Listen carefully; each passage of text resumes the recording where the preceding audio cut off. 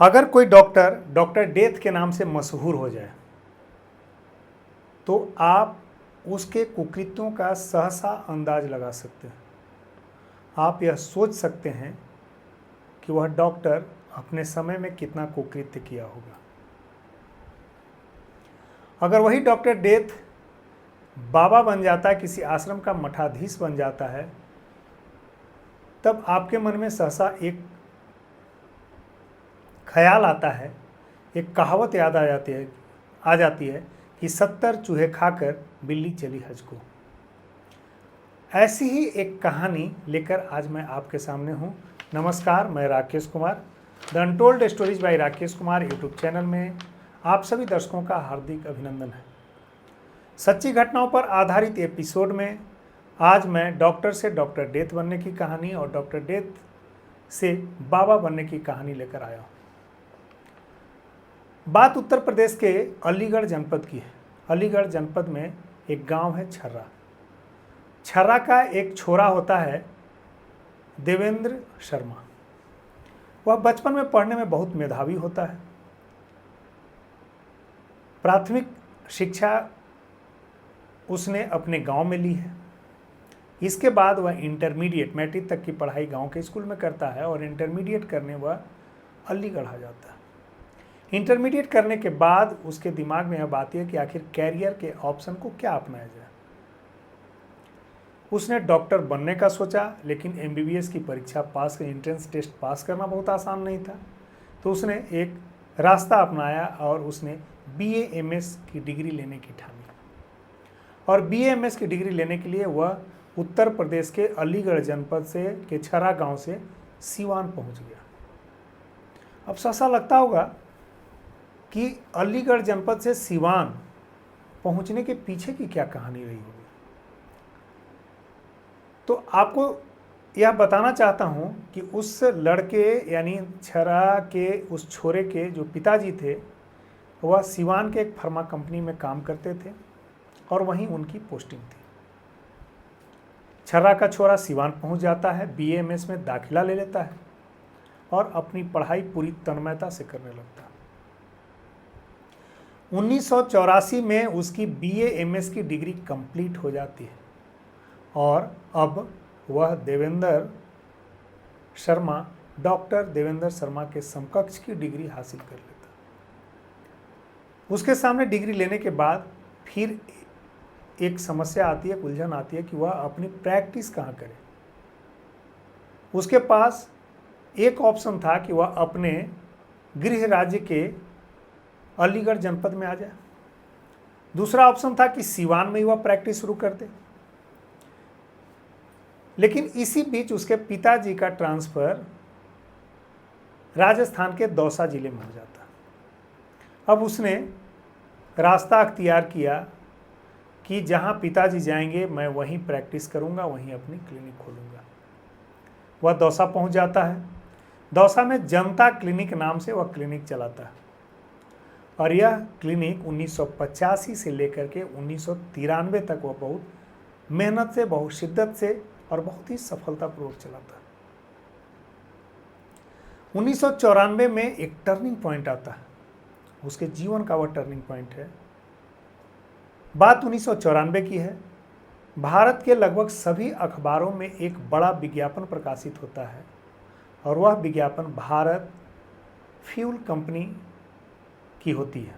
और वह Bharat fuel company अपने विज्ञापन में यह बताती है कि आप जहां चाहें अपनी इच्छानुसार गैस एजेंसी का डिस्ट्रीब्यूशनशिप डीलरशिप ले सकते हैं।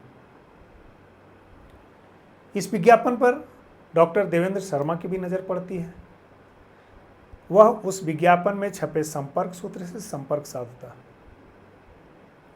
संपर्क साधने के बाद वह 11 लाख रुपए उस कंपनी के अधिकारियों को दे देता। वह कंपनी फ्रॉड थी, इस बात का तनिक भी एहसास डॉक्टर देवेंद्र शर्मा को नहीं था। जब वह पैसे दे देता है, कंपनी भाग जाती है और उसे 11 लाख रुपए का चूना लग जाता है। उसका 11 लाख रुपए डूब जाता है। वह परेशान हो जाता है, वह हैरान हो जाता है। 1993-94 के आसपास 11 लाख रुपए की कीमत आज कितनी होगी, आप सहसा इसका अंदाज लगा सकते हैं। उसका मन बेचैन हो जाता है, उसका मन कचोटने लगता है और वह परेशान हो जाता है कि आखिर यह मेरे साथ क्या हुआ। जनता क्लिनिक में कमाए गए जो पैसे हैं वह ठग लिए जाते हैं। वह जनता क्लिनिक में असहाय, निसहाय, गरीब, बुजुर्ग सबकी सेवा करके पैसे कमाता। लेकिन पैसे ठगने के बाद उसने जरायन की दुनिया में, अपराध की दुनिया में जाने का मन बना लिया। उसने उसी छरा गांव में एक गैस एजेंसी, फर्जी गैस एजेंसी खोली जो भारत पेट्रोलियम के बैनर के तले था। वह कंप्लीट फर्जी थी।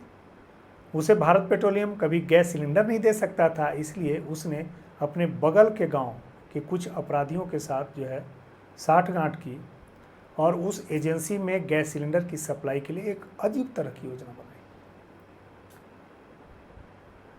जितने भी फ्यूल कंपनीज हैं भारत में, उनके एजेंसियों पर गैस सिलेंडर के वितरण ट्रकों के माध्यम से होते हैं। उसने योजना बनाई कि इन जो कंपनियों से जाने वाले ट्रक्स होंगे जिसमें गैस सिलेंडर लगे होंगे, उसको लूट लिया जाएगा और लूटने के बाद